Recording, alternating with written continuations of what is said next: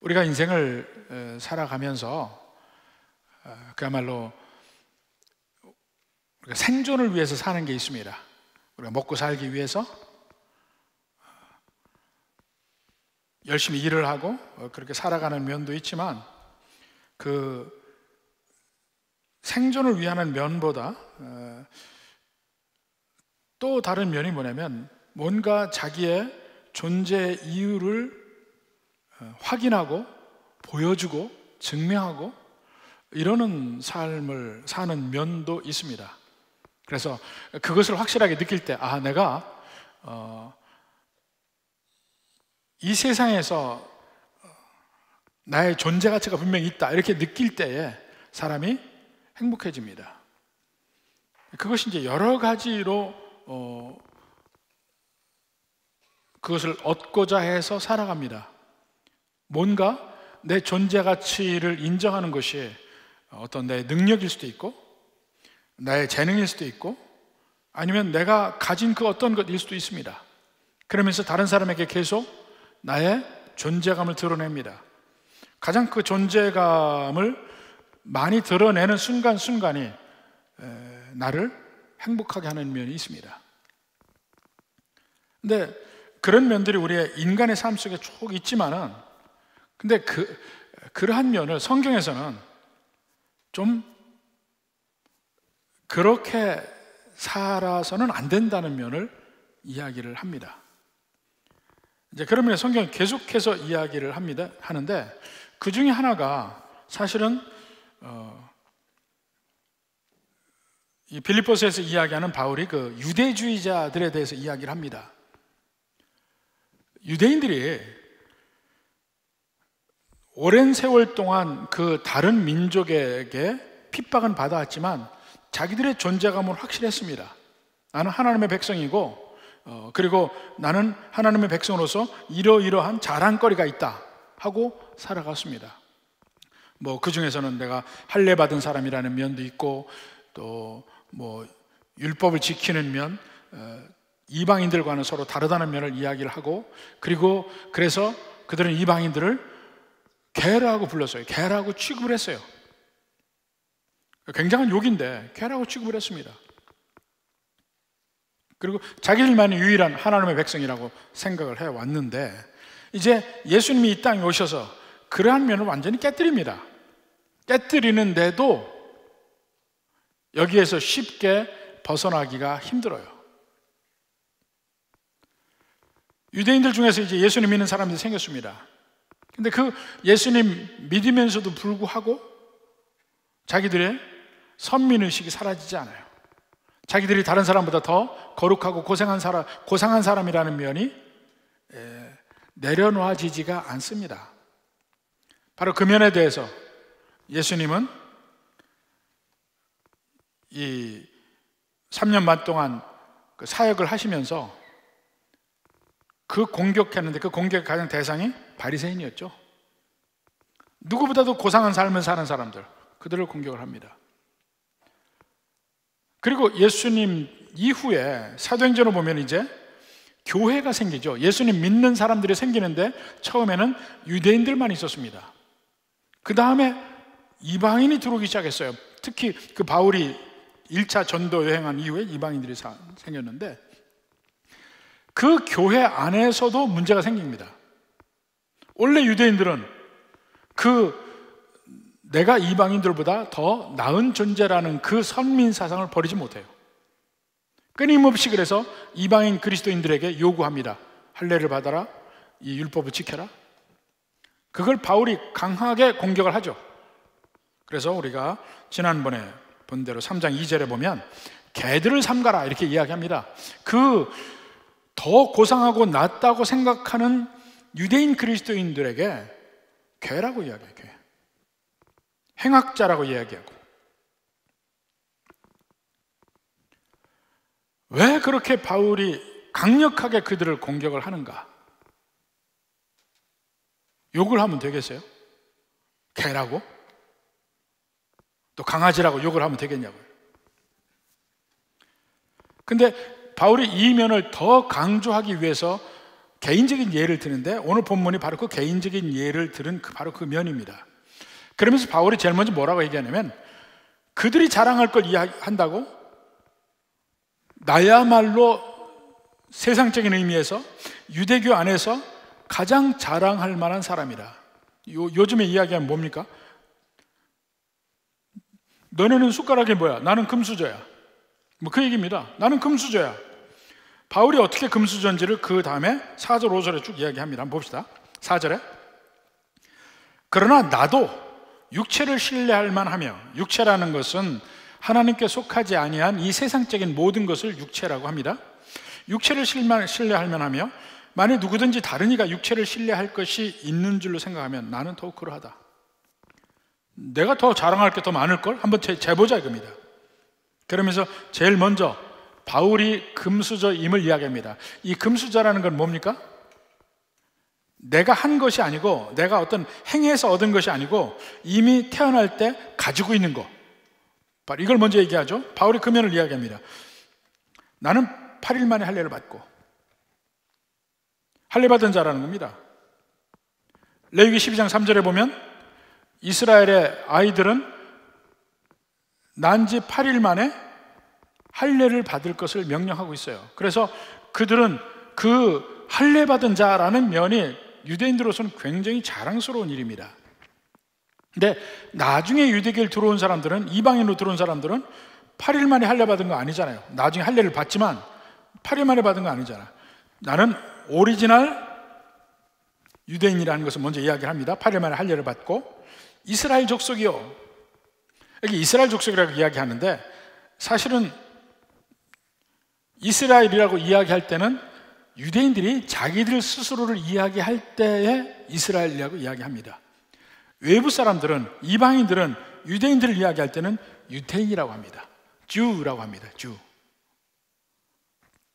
사실 이스라엘이라는 말 자체가 상당히 좋은 말이죠. 야곱이 위험한 지경에 처했을 때 밤새 하나님과 씨름하면서 하나님을 이겼다 해서 하나님이 이스라엘이라는 이름을 줍니다. 하나님을 이긴 자라는 의미예요.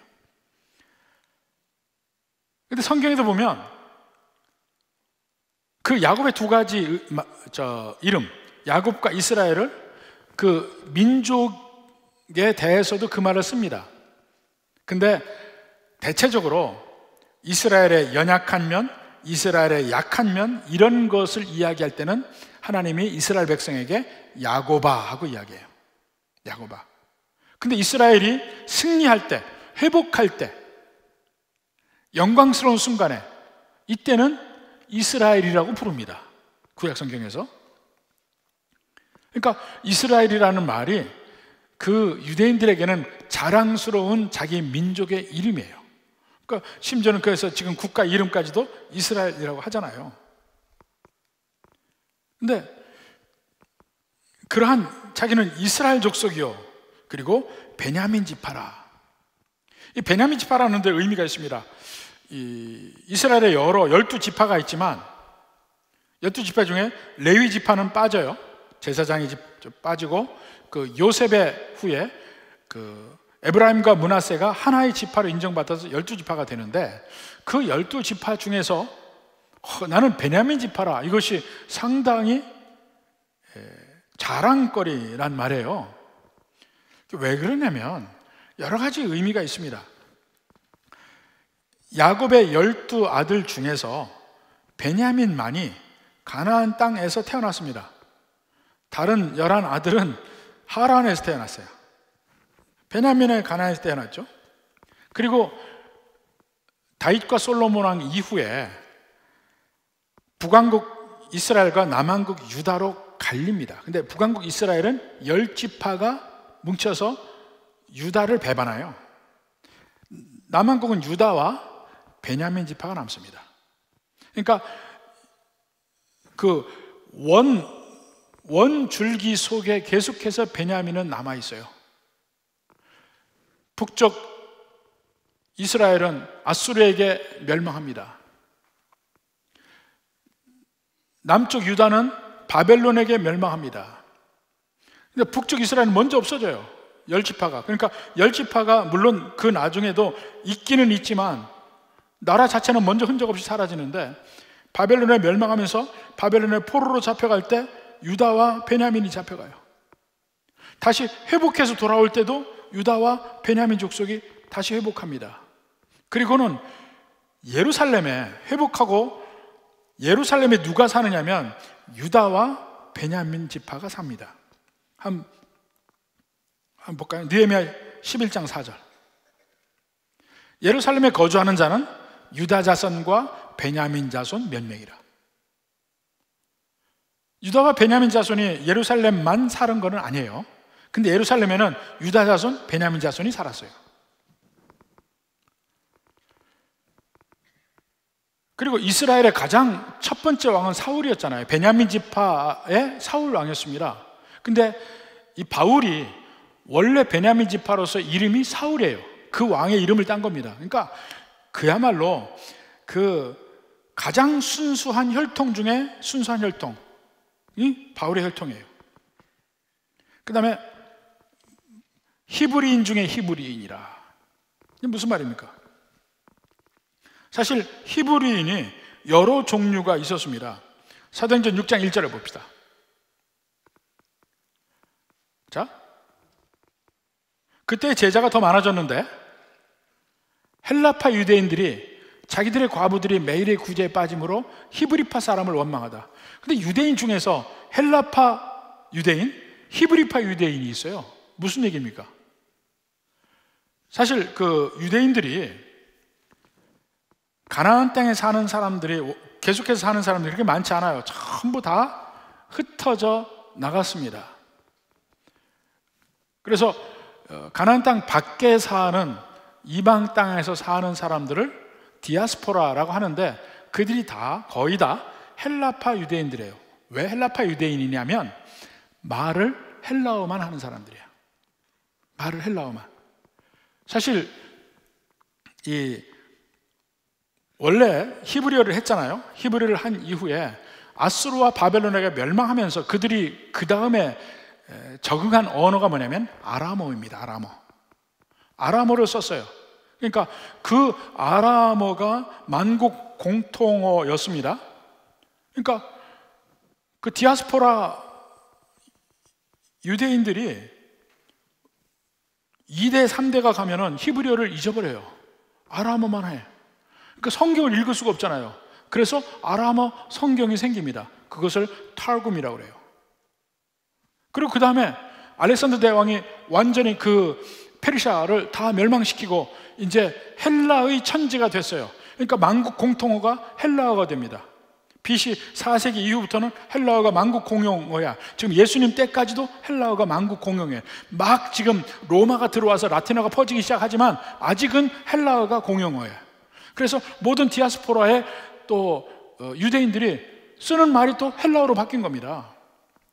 그러니까 또 히브리어는 어차피 못 읽고 헬라어만, 후손들이 헬라어만 하니까 성경도 헬라어로 번역할 필요가 생겨요. 그게 번역한 성경이 70인역이에요. 셉투아진트.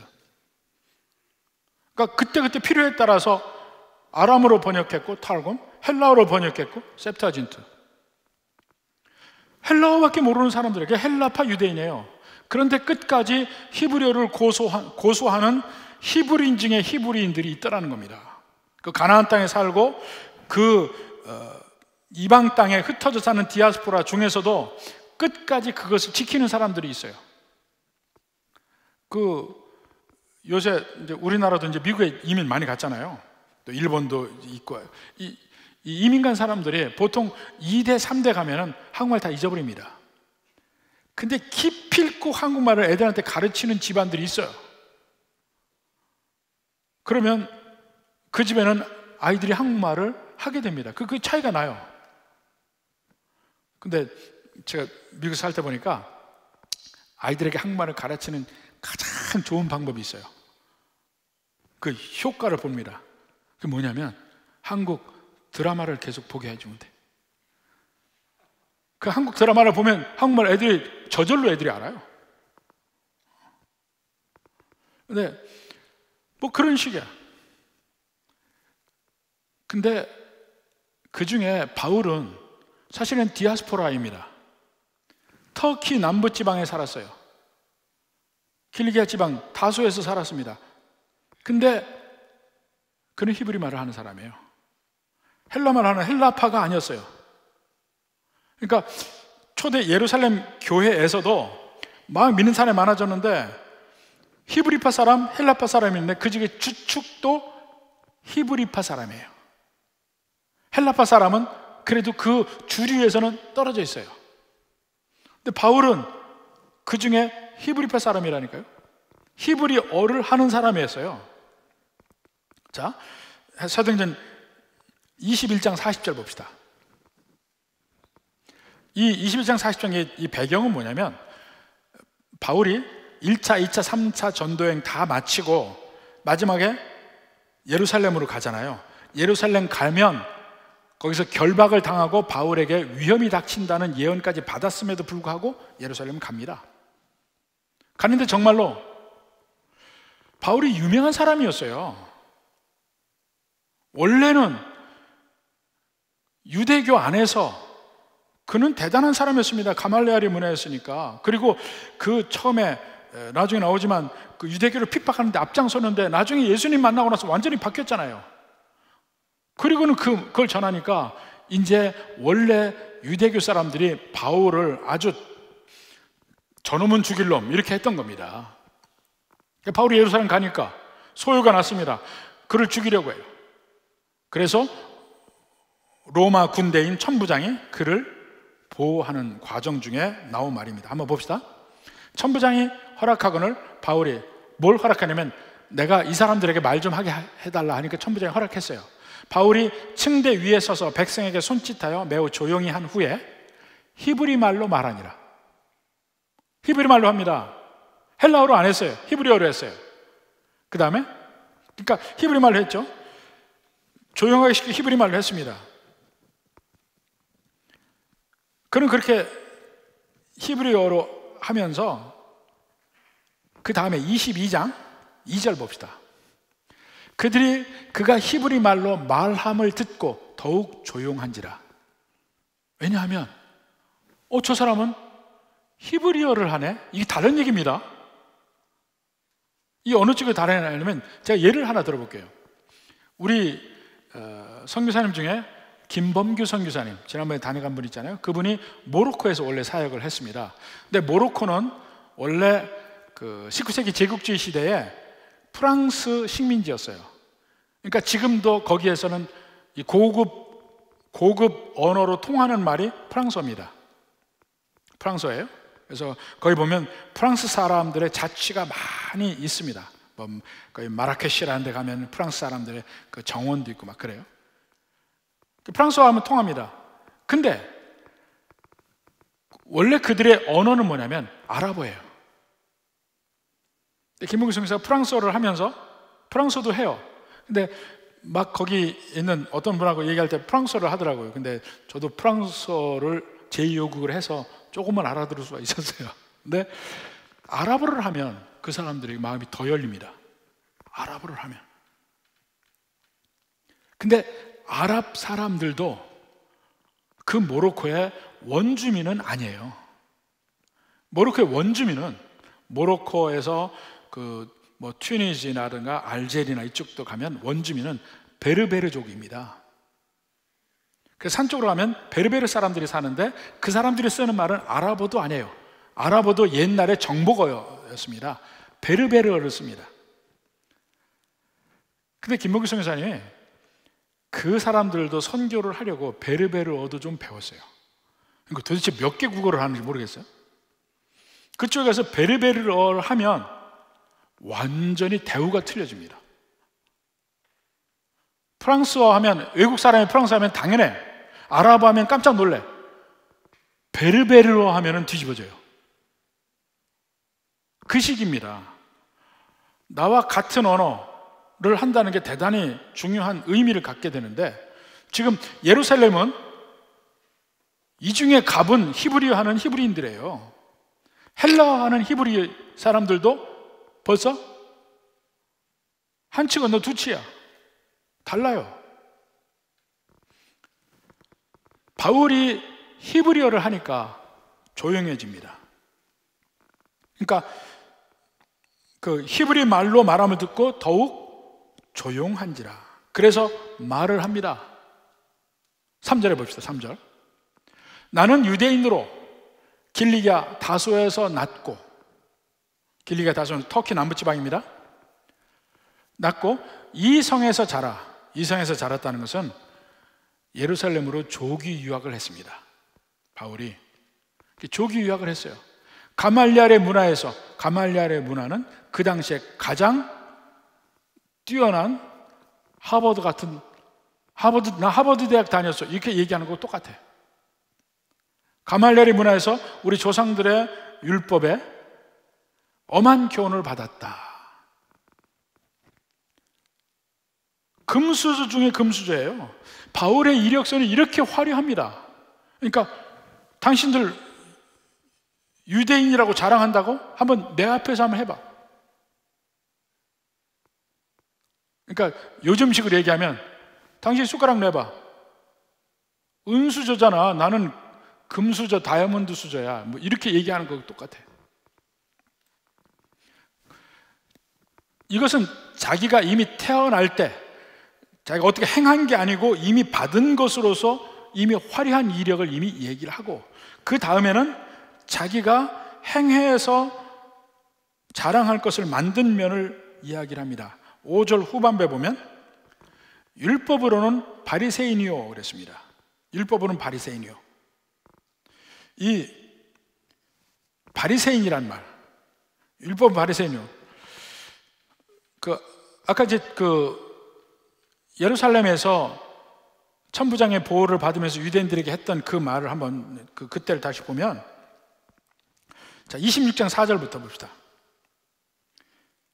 내가 처음부터 내 민족과 더불어 예루살렘에서 젊었을 때 생활한 상황을 유대인들이 다 안다. 조기 유학했다니까요. 젊을 때부터 생활했어요. 일찍부터 나를 알았으니 그들이 증언하려 하면 내가 우리 종교의 가장 엄한 팔을 따라 바리새인의 생활을 하였다 할 것이라. 대놓고 얘기합니다. 바리새파라. 이 바리새파는 아마도 바벨론의 포로로 잡혀갔던 사람들이 페르시아로 나라가 바뀌면서 이제 포로가 귀환이 됩니다. 다시 와서 사는데 이미 이방인들이 많이 사는 땅이 됐어요. 가나안 땅에. 그러니까 거긴 이스라엘 나라도 없고 성전도 그때는 없었어요. 그럼 그들에게 유일하게 붙들 수 있는 것은 뭐냐면 성경이었어요. 그래서 성경의 교육을 시키는 일을 집중적으로 합니다. 그래서 유대인들이 있는 곳마다 회당이 있습니다. 시나고그 회당이 있으면서 거기서 성경을 가지고 예배도 드리고 성경을 가르치고 읽고 전부 회당에서 했어요. 개인이 성경을 가진 사람은 없죠. 교회 그 회당에 가서 성경을 들을 수가 있었어요. 자기가 읽는 게 아니고. 그 성경에 매달려서 성경을 연구하는 사람들이 생긴 겁니다. 그러니까 이 회복계 포로에서 귀환한 때 보면 에스라라는 학자가 있죠. 에스라라는 학자를 중심으로 해서 그런 운동이 났는데 그것이 점점 발달해서 바리새인이라는 그 그룹이 생겼다고 생각을 합니다. 그 당시에 요세푸스라는 역사가가 이야기할 때 그 당시에 바리새파 사람은 한 6천여 명 정도 되었을 거라고 생각해요. 근데 이 사람들은 유대인 평민들에게 존경을 받는 사람들이었습니다. 소수잖아요. 소수이면서 아주 존경받을 만한 경건한 사람, 거룩한 사람으로 대우를 받았어요. 그들은 입는 옷도 틀렸습니다. 진짜 사람들이 볼 때도 거룩하게 옷을 입었어요. 튀어. 나 바리새인이다. 이것이 보여요. 뭐 예수님 얘기할 때 보면 시장 한가운데서 기도하고, 아, 저 사람은 경건하니까 아무 데서나 기도하는구나. 보이기를 좋아하고 율법을 지키는 거에 누구보다도 특심을 내서 지키는 사람들 같아요. 특히 회복기 이후에 그들은 하나님의 말씀을 지키려고 노력을 했습니다. 그 하나님의 말씀이 뭐냐면 특히 모세의 율법, 대표적으로 신명기에 쓰여 있는 모세의 율법을 지키기를 원했습니다. 근데 이것을 그 글로 쓰여진 율법이라고 했고, 이 글로 쓰여진 율법을 어떻게 하면 잘 지킬 수 있을까 해서 다시 규율을 만들었습니다. 이것을 장로의 유전이라고 하고 오럴 로라고 합니다. 리튼 로의 또 다른 반대 개념으로 오럴 로가 있어요. 구전되는 이스라엘의 법도. 이걸 그들이 만들었어요. 그래서 그걸 지키는데 이 율법의 온 정신은 잊어버리고 이걸 어떻게 하면 자기들이 지킬 수 있을까? 지킬 만하게 바뀝니다. 그러니까 안식일을 거룩하게 지키라 그러면 안식일을 거룩하게 지킬 때 어떻게 하는 것이 거룩하게 지키는 것이냐? 일을 하지 말아야 되니까 걸을 수 있는 거리도 제한해놔요. 요 거리 이상 걸으면 안 돼. 그게 이제 그들의 구전되는 장로 유전에 적어놓은 겁니다. 불을 펴서도 안 돼. 식사 준비를 하면 안 돼. 노동을 하면 안 돼. 어떻게 하는 것이 노동인지를 다 적어놔요. 그래서 600여 가지의 규율을 정해놨습니다. 이것을 오럴 로라고 하는데 그것이 구전이 되어 와요. 구전이 되어 오다가 어느 순간에 그것이 글로 쓰여집니다. 이 글로 쓰여진 것을 미시나라고 그래요. 미시나? 그 미시나를, 그러니까 성경이 있죠? 미시나가 있죠? 미시나에 대한 주석이 있어요. 주석. 그 주석까지 합해서 한꺼번에 그 경건한 이야기까지 모아서 모아놓은 것을 탈무드라고 합니다. 그러니까 이 모세 율법, 그걸 더 어떻게 지킬까 규정한 장로의 유전, 그것을 글로 써놓고 주석을 쓰고. 복잡하죠. 그러나 그 모든 것을 지키려고 노력한 사람들은 바리새인들이에요. 그러니까 바울이 그 바리새파에 있다니까요. 조상 때부터, 아버지 때부터 바리새파에 있어요. 사도행전 23장 6절 봅시다. 바울이 그중 일부는 사두개인이요 다른 일부는 바리새인인 줄 알고 공회에서 외쳐 이르되 여러분 형제들아 나는 바리새인이요 또 바리새인의 아들이라. 아버지도 바리새인이었어요. 그러니까 누구보다도 잘 믿으려고 노력한 사람이었고 아버지가 자식도 제대로 바리새인으로 만들기 위해서 예루살렘에 조기유학을 시켰다니까요. 오늘날로 보면 이 이스라엘 사람들을 보면요 그냥 우리하고 다를 바 없이 사는 이스라엘 사람들이 많습니다. 근데 그 중에 일부는 이 오소독스 주라고 해서 정통 유대인이라고 해서 그 사람들은 딱 보면 티가 나요. 검정 옷만 입어요. 검정 옷 입고 검정 모자를 쓰고 양쪽에 머리를 꽈요. 여기 꽈 있습니다. 꽈이고 그 중에 또 많은 사람들이 여기다가 가죽띠를 둘렀어요. 여기도 가죽띠를 두르고 이렇게 가운데 성경까지 이 성경 구절 넣어놓고 가죽띠를 두릅니다. 이게 이제 정통 유대인인데 유대인들 중에서 그 사람들은 벌써 틀려요. 이스라엘에도 그런 사람들이 있고 그리고 이스라엘 말고 유대인이 가장 많이 사는 곳이 뉴욕입니다. 뉴욕에 브루클린이라는 곳에 가면 그 유대인 구역들이 있습니다. 그런 사람들이 많아요. 또 맨하탄에 가면 다이아몬드 거리가 있거든요. 거긴 다 유대인이에요. 그런 사람들이 보여. 그러니까 바리새인은 유대인들 안에서도 옷부터 틀리고 그리고 그들은 훨씬 종교적이라고 해서 존경받는 사람이었다니까요. 바울이 그런 사람이었어요. 얼마나 자랑스러운 겁니까? 그리고 그 다음에 다시 본문으로 와서 6절에 열심으로는 교회를 박해하고 바울이 교회를 박해했죠. 사도행전에 그 증거가 계속 있습니다. 스데반이 복음을 증거하고 예수님을 증거하고 돌에 맞아 죽을 때 바울이 거기 동참했잖아요. 사도행전 7장 58절 성 밖으로 내치고 돌로 칠세 스데반을 그렇게 했습니다. 증인들이 옷을 벗어 사울이라 하는 청년의 발 앞에 두니라. 바울의 원래 이름은 사울이었으니까. 그 다음에 8장 1절에 보면 사울은 그가 죽인 당함을 마땅히 여기더라. 스데반 죽인 거를 마땅히 여겼다는 거예요. 당연히 죽여야 된다고 생각해. 예수님 믿는 사람들은 그렇게 해야 된다. 그리고 이제 9장 1절에 가면 사울이 이제 더 나갑니다. 사울이 주의 제자들에 대하여 여전히 위협과 살기가 등등하여 대제사장에게 가서 다메섹 여러 회당에 가져갈 공문을 청하니, 그 다음에 이는 만일 그 도를 따른 사람 만나면 결박해서 예루살렘으로 데려오려고. 아주 그냥 교회를 핍박하는데 가장 앞장섰던 사람이니까 그 당시 예루살렘에서도 이름이 있는 사람이었다니까요. 바로 그 면에 대해서 예수님도 이야기합니다. 예수님이 바울을 다메섹으로 가는 길에서 만났을 때 얘기합니다. 사도행전 9장 4절부터 봅시다. 땅에 엎드러져 들으매 소리가 있으려되 사울아 사울아 네가 어찌하여 나를 박해하느냐. 예수님이 하실 말씀이에요.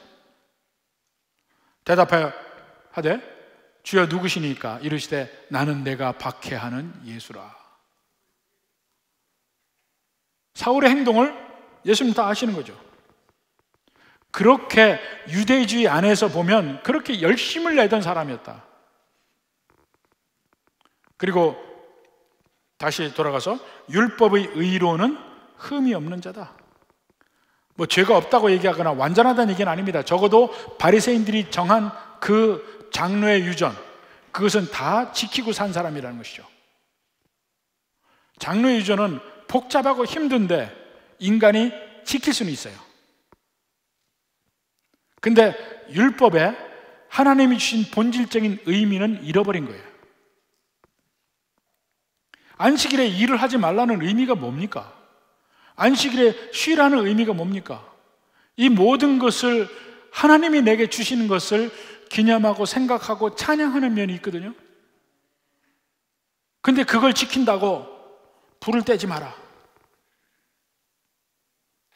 제가 이스라엘을 그 전에 여행을 할 때 어떻게 토요일 날을 예루살렘에서 지내게 됐습니다. 근데 금요일 저녁 토요일을 예루살렘에 지내는데 호텔에 있으면요 음식이 나와야 되잖아요. 아침에 음식을 먹어야 되는데 안식일 날이에요. 불을 못 떼잖아요. 그들이 어떻게 하는 줄 아세요? 금요일 날 해지기 전에 음식을 다 해놔요. 해놓고 그 밑에 불을 조금, 그러니까 식지 않을 정도로 불을 해놔요. 그럼 하루 종일 먹어. 그거 가지고. 자기들은 그 안식일 동안은 불 안 떼. 불 안 돼. 그냥 불은 거기 있어요. 엘리베이터를 호텔에 엘리베이터가 여러 개 있잖아요. 다 안식일은 다 그것도 멈춥니다. 그것도 동력이니까 한 대를 자동으로 해놔. 자동으로 그냥 이게 시간 되면 1층에서 2층 가서 문 열리고 닫히고, 올라가서 2층에서 문 열리고 닫히고, 그 층마다 다 해요. 안식일 내내 오르락 내리락 해. 그러면 사람들이 어떻게 합니까? 자기 층에서 문 열리면 타고 있으면 돼. 그럼 알아서 지가 내려가니까 일은 안 하는 거예요. 이걸 하면서 지켰다고 그래요. 거기에 하나님의 안식일을 지키라는 기본 정신이 어디 들어가 있습니까? 없죠. 그 식으로 지키면서 나는 지켰다고 하는 거야. 그러니까 지킬 수 있게끔 율법을 변질시켜 놓고 자기들이 지켰다고 하는 거예요. 그러면서 그 면에서 나는 율법으로 흠이 없는 자라고 이야기를 합니다. 그럼 기본 정신은 지켰느냐? 그건 아니거든요. 그래도 유대인들 사이에서는 그건 자랑거리예요. 나는 이렇게 금수저고 이렇게 율법을 잘 지키는 바리새인이었다고 이야기를 합니다. 그러니까 그 바울의 그러한 성취, 바울의 그 배경은 그 당시 유대인들에게도 따라 범접할 수 없을 정도의 그 이력서였어요. 그런데 바울이 예수님 만나고 변합니다. 7절에 보십시오. 그러나 무엇이든지 내게 유익하다는 것을 내가 그리스도를 위하여 다 해로 여길 뿐더러. 유익하다, 해다, 이건 사실은 이 회계학에서 쓰는 용어입니다. 그러니까 자산과 부채예요. 어느 면에서는 이것이 나의 자산이었어요. 자산은 뭡니까? 내가 가지고 있어서 내가 필요할 때 쓸 수 있는 나의 자원이죠. 자원. 근데 이것이 어느 순간 예수님 믿고 보니까 이게 보니까 내 자원이 아니고 부채야, 부채. 오히려 나를 못 살게 끄집어내리는 부채였다는 거예요. 예수님 믿고 보니까 그렇다는 거죠. 바울은 구약 성경에 정통했던 사람입니다. 유대교의 관점에서. 근데 그 관점이 예수님의 주시는 관점으로 바뀌는 데는 시간이 좀 필요했습니다. 시간이 좀 필요했어요. 한 3년 이상의 시간이 필요했습니다. 갈라디아서 1장 17절을 봅시다. 다메섹 가는 길에 예수님을 만난 뒤에 그가 아나니아의 집에서 이 장님되었던 것이 벗어지고 그 다음에 믿는 사람들과 같이 있다가 그 다음에 얘기입니다. 또 나보다 먼저 사도된 자들을 만나려고 예루살렘으로 가지 아니하고 내가 이제 변했다 하는 것을 알리기 위해서 예루살렘으로 가지 않았어요. 아라비아로 갔다가 사막으로 간 겁니다. 다시 다메섹으로 돌아간노라. 이 아라비아로 가서 있는 기간이 얼마가 되는지 모르는데 수년이 될 거라고 생각을 해요. 그리고 그 후 3년 만에 내가 게바를 방문하려고. 그러니까 상당 시간 바울이 자기가 기존에 알고 있던 성경의 지식, 하나님에 대한 관점, 이것이 완전히 바뀌는 그 기간이 필요했습니다. 그리고 나서의 결론이 지금 계속해서 지금 바울이 사역하면서 나오는 얘기들이에요. 보니까 옛날에 내가 이렇게 자랑거리로 알았던 내 인생의 자원으로 알았던, 자산으로 알았던 이것들이 알고 보니 부채야, 부채. 또 8절에 보니까 또한 모든 것을 해로 여긴다 그래요. 해로 여김은 내 주 그리스도 예수를 아는 지식이 가장 고상하기 때문이라. 내가 그를 위하여 모든 것을 잃어버리고 배설물로 여김은, 해로 여긴다, 배설물로 여긴다. 이 말이 좋아서 배설물로 했지 이게 뭡니까? 똥이에요. 똥. 이걸 다 똥으로 여긴다. 어느 분이 한번 이 똥에 대해서 이런 얘기를 하더라고요. 어느 날 멋진 식당에 가서 정말 맛있는 음식을 먹었어요. 맛있는 음식을 먹었는데 먹고 와서 그렇게 비싼 음식을 먹고 집에 와서 다음날 아침에 화장실에 가서 똥을 넣었어요. 근데 그 똥을 보고 뭐라고 생각했냐 이거예요. 이거 얼마나 비싼 건데 하고 생각 안 하죠. 버릴 거라고 생각하는 거라는 똥은 뭘로 됐건 간에 똥은 똥이다 이렇게 얘기하는 겁니다. 근데 뭘 얘기하냐면 바울이 이제까지 나는 히브리인 중에 히브리고 팔레만 할례를 받았고 뭐 이런 모든 것이 그 전에는 자랑거리였는데 예수님을 보니까 훨씬 더 좋은 거더란 얘기예요. 근데 훨씬 더 좋은 거면 두 개를 다 가지면 되잖아. 안 그래요? 이거 나 좋은 거였어 이제까지. 더 좋은 거가 있어요. 그럼 이것도 갖고 두 개 다 가지면 되잖아요. 근데 여기서 얘기하는 건 뭐냐면 그 더 좋은 것을 갖기 위해서는 이거를 버리지 않으면 안 돼. 둘 중에 하나예요.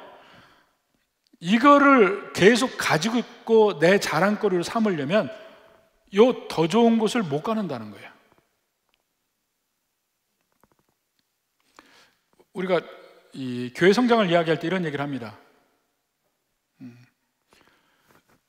좋은 교회는 최선의 교회의 적이다 그래요.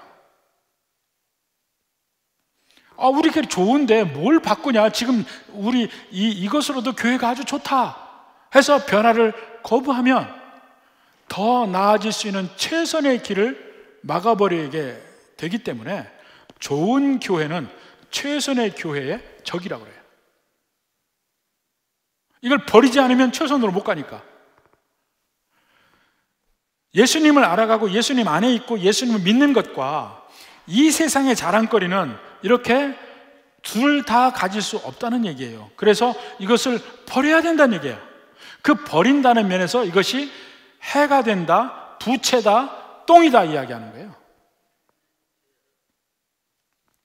너무나 많은 경우에 교회에서 예수 믿는 사람들이 둘 다 쥐려고 그래요.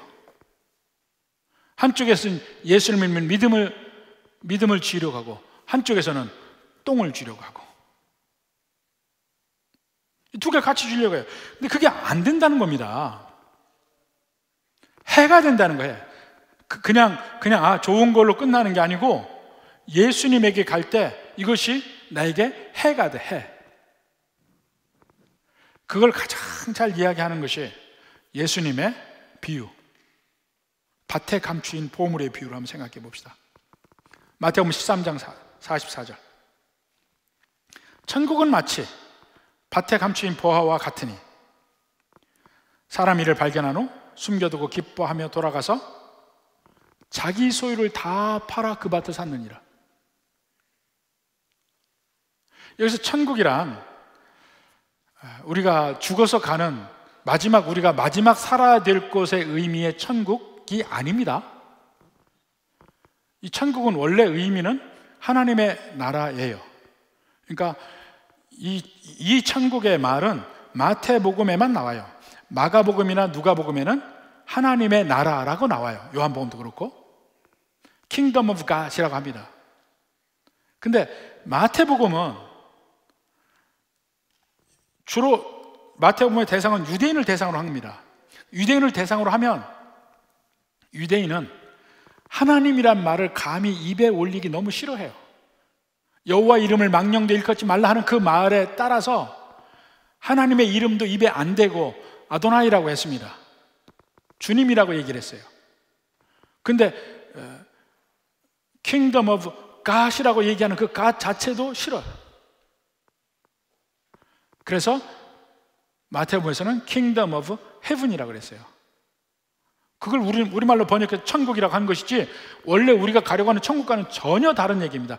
이건 하나님의 나라, 이 땅에서 예수님이 오셔서 세우시고 그 다음에 믿는 백성을 통해서 점점 퍼져나가고 커가는 하나님의 나라를 의미합니다. 그 하나님의 나라는 마치 갓에 감추인 보화와 같으니 사람이 이걸 발견하면, 예수님 안에서 하나님의 나라를 발견하고 그 귀함을 알게 되면 모든 재산을 팔아서 이걸 산다 그래요. 이걸 안 팔고 가지고 있으면서 이것도 얻을 수 있으면 얼마나 좋겠습니까? 그게 안 된다는 겁니다. 세상에 자랑할 수 있는 내가 가진 모든 것을 없는 것처럼 취급을 하지 않으면 이 예수님을 믿는 믿음 안에 있는 그 모든 귀한 복을 내가 받을 수 없는 거예요. 둘 중에 하나입니다. 이거냐 이거냐, 뭘 택할 거냐는 얘기입니다. 근데 이 세상의 자랑은 택하지 마라. 왜냐하면 이것은 너에게 해가 된다. 너에게 부채가 되고 너에게 똥과 같은 거다. 그 얘기를 합니다. 지금 유대주의자들은 예수님 믿는다 하면서도 자기가 할례받은 것을 자랑하고, 자기가 그래도 이 이방인 그리스도인들보다 자기들이 더 오리지널이라는 걸 더 자랑하고. 여러분 경험했죠? 한참 우리 교회 분쟁 있을 때 너 몇 년 다녔냐 이렇게 했어요. 너 몇 년 다녔냐. 그 당시만 해도요, 우리 교회 10년 15년 다닌 사람들은 명함도 못 냈어요. 한 50년 이렇게 다녀야 됐어요. 그러게 무슨 자랑이, 그걸 다 뭐라고요? 똥이라고 그래라 그래. 그리고 뭔가 세상적 직함과 나의 능력이 자랑거리가 된다면 똥을 자랑하는 거죠. 그리고 예수님 안에 그 믿음 안에서 누리는 그것을 못 누리게 됩니다.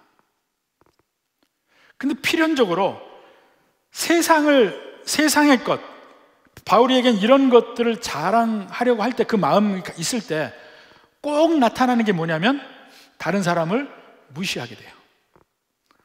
꼭 무시하게 되고 다른 사람에게 상처를 주게 돼 있습니다. 예수님을 잡는 사람은 그게 없어요. 다른 사람 무시하지 않습니다.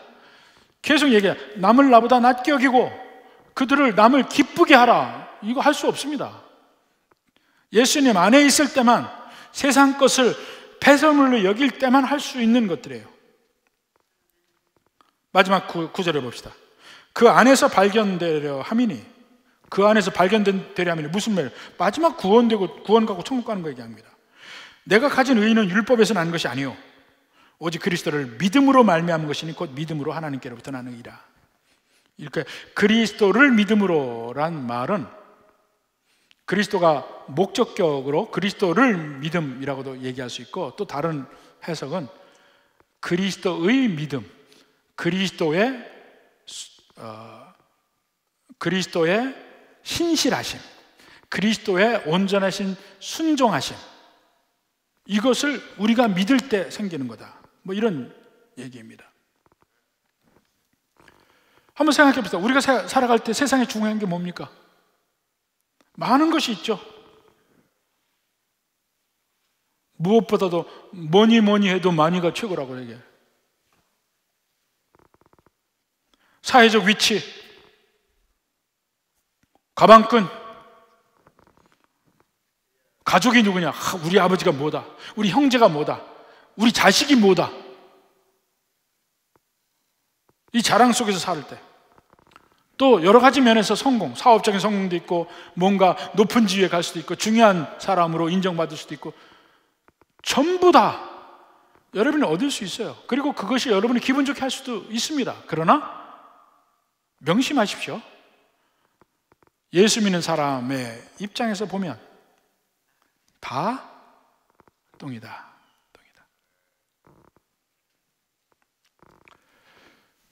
오직 예수님을 믿는 믿음을 붙잡는 사람에게 있는 정말 큰 축복이 있습니다. 그것이 뭐냐면 부활의 소망이 있는 겁니다. 부활의 소망이 있고, 여기서도 다른 믿는 백성들과 천국을 누릴 수 있어요. 세상의 자랑으로 사는 사람은 인간관계 못합니다. 끊어집니다. 분쟁이 있습니다. 등을 돌립니다. 부디 우리 모든 성도들은 서로 마음이 합해서 진짜 하나가 되어서 그리스도를 믿는 믿음만을 자랑하고, 세상의 자랑은 다 뒤로 하고 서로 하나가 될 수 있는 은혜가 있기를 주님의 이름으로 축원합니다.